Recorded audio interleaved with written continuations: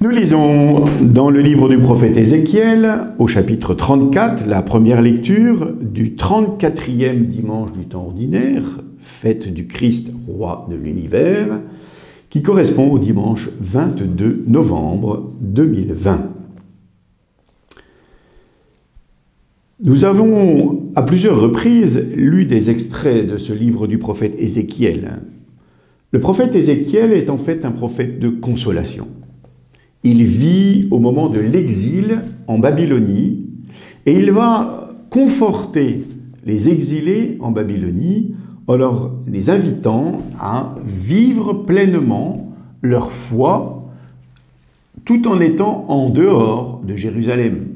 Les Juifs de l'époque avaient une telle passion pour la ville de Jérusalem qu'ils avaient pensé que Dieu n'habitait que là. Et ils vont découvrir, grâce à l'enseignement de Jérémie, que Dieu habite partout et qu'il peut être honoré partout. En fait, ce que vient dire le prophète, à partir de l'image du berger, puisque Dieu se présente ici comme un berger, disant « je m'occuperai de mes brebis, je veillerai sur elles », que c'est Dieu qui se fait le berger de son peuple. L'image nous paraît aujourd'hui, nous qui sommes moins enclins aux modèles ruraux, nous paraît un peu surprenante. Il y a peu de moutons dans notre diocèse de Haute-Marne, un peu, quelquefois, mais nous avons du mal à comprendre l'importance que le troupeau de moutons a pour le berger. En fait, comme tout troupeau, les moutons ont besoin à la fois de liberté pour pouvoir aller paître comme ils veulent, mais aussi d'être encadrés, surveillés, que le berger veille à ce qu'ils aient de quoi manger et boire et veille à ce qu'ils évitent les maladies. Voilà. Donc Dieu se révèle lui-même comme le berger de son peuple à travers la voix du prophète Ézéchiel, et Ézéchiel en fait annonce l'intervention divine quand les chefs du peuple sont défaillants. C'est là aussi où le rôle du pasteur est bien mis en avant. Les peuples ont spontanément des chefs pour les diriger. Quel que soit le groupe humain, il y a toujours un chef pour le diriger.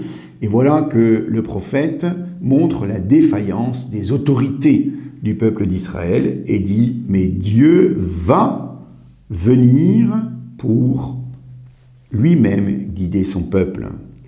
En fait, il y a un rappel de la mission de tout responsable.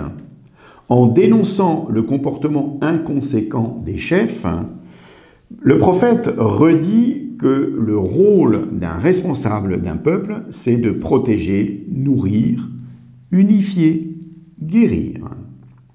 Car le rôle d'un chef, c'est bien de veiller à ce que le peuple qui lui est confié soit rassemblé et qu'il soit le plus vivant possible, et donc que ceux qui sont malades, quelle que soit la maladie, puissent en être soignés. Jésus se montre comme le bon berger. Nous le savons très bien, il y a toujours un lien entre la première lecture et l'évangile. Jésus se montre comme le bon berger. Il se présente comme le berger qui vient accompagner ses brebis. L'évangile que nous lisons ce dimanche sera tiré de l'évangile selon saint Matthieu, avec la parabole des brebis et des boucs. Mais nous pensons d'abord aussi à la manière dont Jésus se présente comme berger, en particulier dans l'évangile selon saint Jean.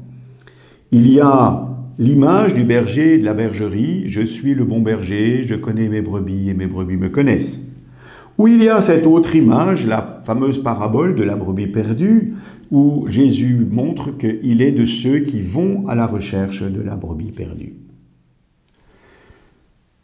Les bergers qui sont dans l'Église ne peuvent être véritablement bergers que s'ils le sont dans le Christ. C'est le rôle des pasteurs, nous employons d'ailleurs ce mot à chaque fois pour désigner les responsables de l'Église, nous parlons de pasteurs, c'est le rôle des pasteurs que de guider le peuple de Dieu, de le nourrir, de veiller à ce que les membres du peuple de Dieu puissent s'épanouir le mieux possible. Mais en fait, les bergers de l'Église, pour faire bref, les évêques, les prêtres, ne peuvent vivre véritablement leur mission que si c'est dans le Christ. Le premier évêque, si je puis dire, c'est le Christ Jésus lui-même. C'est lui qui a la mission de rassembler l'Église, c'est lui qui permet à l'Église de se développer. Les prêtres, comme les évêques, ne sont véritablement pasteurs que s'ils se réfèrent à l'unique pasteur. Ce qui a une exigence pour eux de ne pas faire leur volonté propre. Si moi, comme évêque, je demandais simplement ce qui me passe par la tête, eh bien je serais à côté de ma vraie mission. La mission de l'évêque, la mission du curé, est bien d'être dans la lignée animée par le Christ. D'ailleurs, l'évêque comme le prêtre sont eux-mêmes des membres du corps du Christ, du peuple de Dieu. Comme le disait saint Augustin, « Avec vous, je suis chrétien, pour vous, je suis évêque. » La charge de l'évêque, la charge des pasteurs, est bien de promouvoir dans le Christ le bien des fidèles. Et c'est une grande exigence, car il y a une diversité qui nécessite de veiller à la fois à la légitime expression de cette diversité et à la fois à la communion entre les différents membres. Nous voyons bien d'ailleurs comment saint Paul, dans ses lettres, et en particulier dans la première lettre aux Corinthiens, essaye à la fois de respecter cette diversité et de favoriser cette unité qui n'est pas uniformité. Bref, seul le Christ est le véritable berger digne de ce nom, car c'est lui-même qui est capable en sa personne de rassembler dans l'unité les enfants de Dieu dispersés, comme je vous le disais dans une intervention précédente. Seul le Christ nous permet de vivre cette unité, c'est en nous référant à lui que nous découvrons que nous sommes frères et sœurs les uns des autres. En question pour notre rencontre d'aujourd'hui, comment aidons-nous nos pasteurs à exercer leur charge selon le dessein de Dieu? Bonne rencontre.